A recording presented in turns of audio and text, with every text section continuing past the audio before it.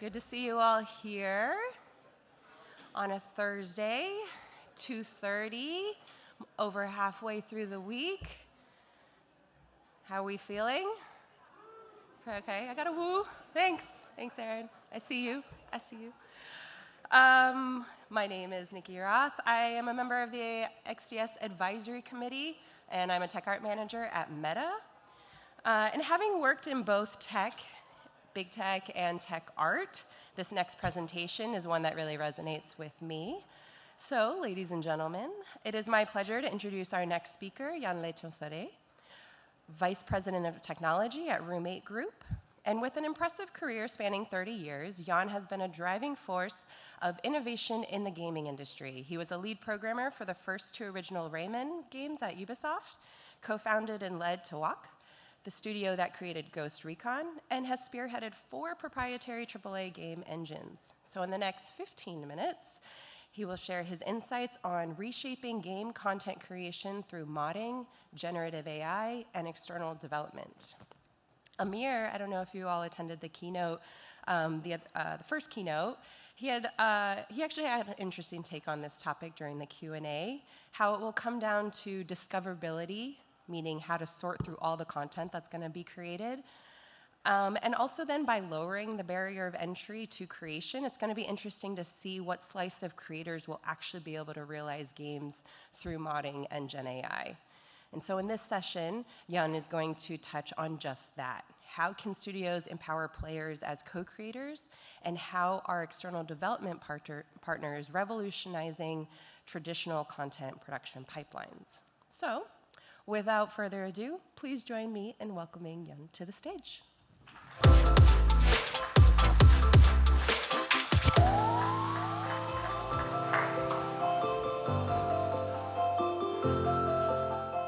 Thank you very much, Nikki. So, as Nikki said almost perfectly, my name is Yann LeTensorer. I'm happy to be here. She introduced myself already, so I'm not going to say it again. I will just add one thing. I have also worked at Giant Software as a COO, the company that is behind Farming Simulator and its modding framework, because we're talking about modding. So I think it's an important thing to say. And I also founded and led various game studios in Europe. So here what you see, it's a city in Minecraft, but it was not created by users. Sorry, it was created by users. It was not created by production teams. And it's quite impressive to see what the users and what players can do when you give them the tools to do so. It's the power of UGC, user-generated content. Together with UGC comes modding. It's also impressive to see how players can customize their games using mods, like here, also in Minecraft. What does it mean for studios? Studios need to create more content, faster, with fewer resources and higher quality. So what if you turned your players into creators with UGC and into co-developers with modding? And with generative AI, this will become easier for them. So in the next 15 minutes, I will show how the convergence of modern modding frameworks and generative AI are reshaping game content creation, and how studios can leverage these tools to scale without overstretching their teams.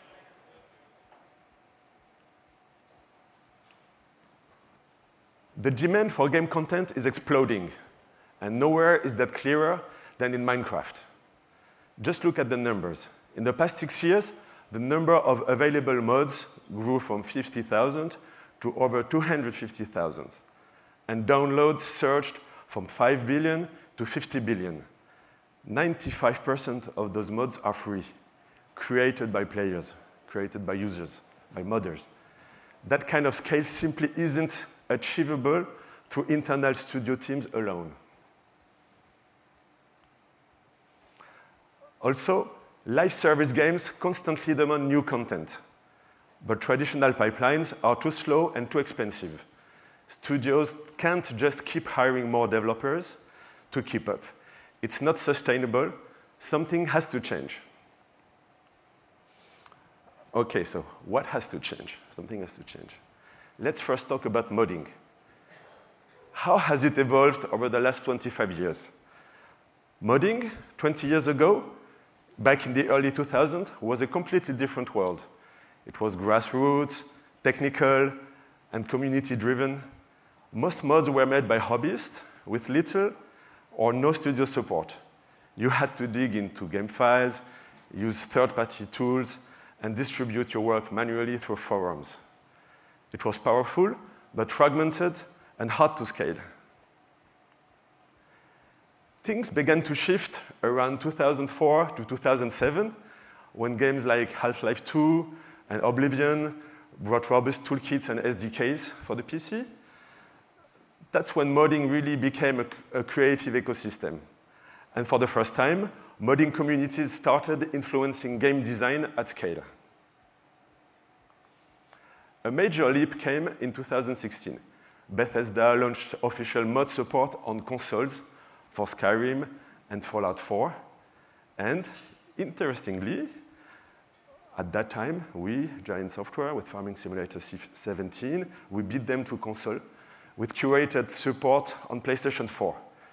These weren't hacks anymore. Mods were now officially supported, curated, and even monetized in some cases.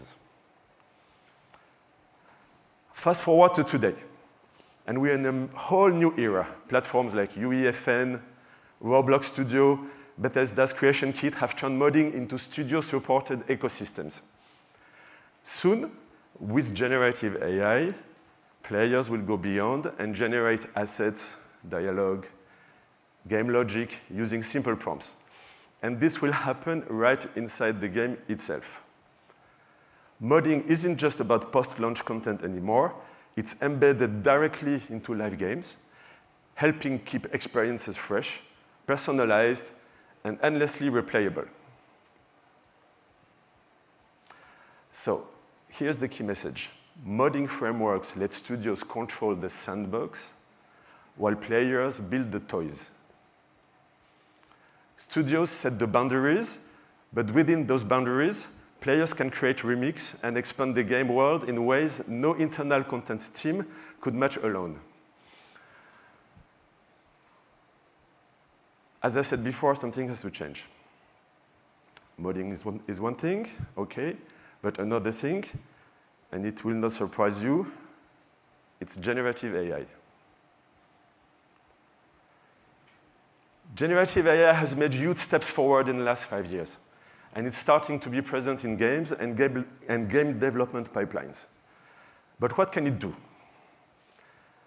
It's just the beginning, but it can create assets, quests, dialogues, shaders, code, scripts, game experiences, and more with a constantly increasing quality.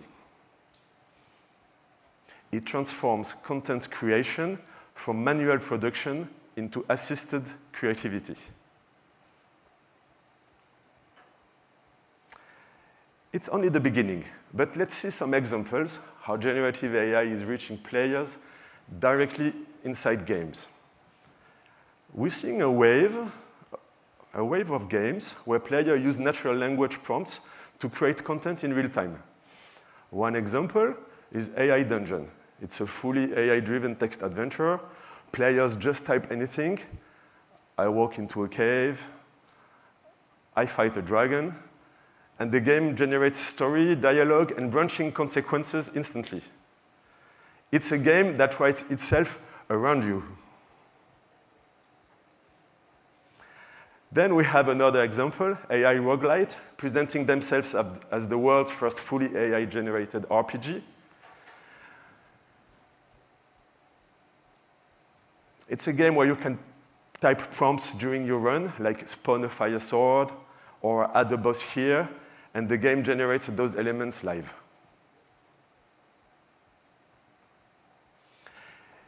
In in-world power demos like Origins, players interact with emotionally intelligent NPCs. You can say anything, and the character responds dynamically, not with pre-scripted lines, but with AI-generated behavior that fits their backstory and motivations. These games show a shift. Players aren't just choosing from pre-written options anymore. They're co-creating the game world in real time through language. It makes gameplay deeply personal, endlessly replayable, and highly immersive. And this is just the beginning. Now, so this was the first part of GenAI in games. It will evolve a lot, of course. Now let's talk about how generative AI is transforming things behind the scenes. So for dev teams and modders. AI is now embedded in many tools developers use to accelerate content creation. In Roblox Studio, for example, creators can use AI to type commands like add a leaderboard or make this object bounce, and the system will write working Lua code on the spot. In UEFN, while players can't yet prompt AI directly inside Fortnite, devs are already integrating tools like ChatGPT to help generate verse code, procedural logic, and even dynamic NPC dialogue, speeding up prototyping, for example, dramatically. Some studios are also using tools like Promethean AI to build environments.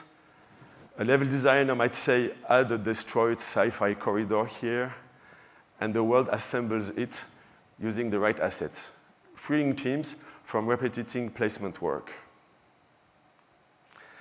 And let's not forget character AI platforms like in World, which are powering smarter, reactive NPCs in both indie and AAA games. These NPCs can evolve based on player choices, not through heavy scripting, but through behavior models. So we're now entering a phase where the convergence of modding frameworks and generative AI unlocks something truly transformative. It's modding without technical barriers. Imagine this. Players, even those with zero coding or art skills, can speak or type an idea like, I want a Middle Eastern town. Or rather, a post-apocalyptic one. Or a racing game.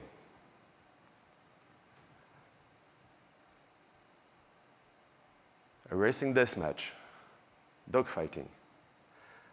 And all of this, I want it in this or this particular setting, particular environment. I type it. And the game responds by generating environments, NPCs, dialogues, and behaviors on the fly. It's a bit of the future. We're not there yet, but it's coming. Here's the next step. That experience, that generated experience, isn't just a one-off. The player will save it as a mod, a shareable, installable piece of content, and it will instantly become part of the game's modding ecosystem, available to others via the in-game browser or the platform hub. This means we're moving beyond just personal customization into AI-assisted publishing. Players become co-creators at scale, feeding a continuous stream of high-quality, personalized, and community-driven content into the live game. Back to the previous slide. Studios benefit enormously here. Rather than handcrafting every single item or quest, they can set the rules of the sandbox while the community builds the toys augmented by AI. This is the power of convergence. Frameworks that make modding safe and supported, AI that makes creation accessible, and live ecosystems that turn one player's idea into shared, playable reality in minutes.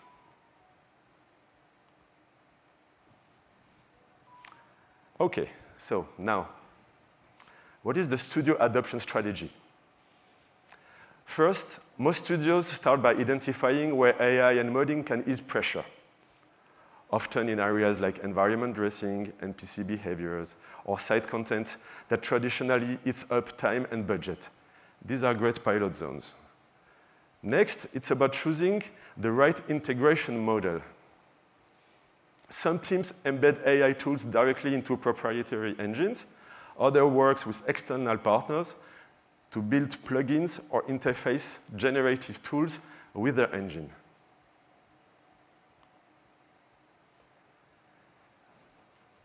And that's where external development partners are playing a key role, especially those like us, Roommate, who already understand modding frameworks, GenAI, and procedural generation. They're helping studios retrofit older engines or design next-gen pipelines that are AI or UGC ready from the ground up. In short, the winning strategy is modular, phased, and supported by partnerships. Studios don't need to rebuild their games. They just need to open the door one smart step at a time. To wrap up, we are at a turning point in the game content creation. Modding frameworks and generative AI are no longer just experimental. They are becoming essential. They let players become creators, and they help studios keep pace with growing content demands without growing teams indefinitely. But to truly unlock this potential, studios need to adopt and sometimes rethink, not to adopt, to adapt and something rethink their pipelines. They need partners, frameworks, and systems that make AI-driven UGC not just possible, but scalable and live-ready. So the call to action is, whether you're a developer, a producer, a tech director, now is the time to explore how these tools can work with your players, and with is the important word here, not just for them.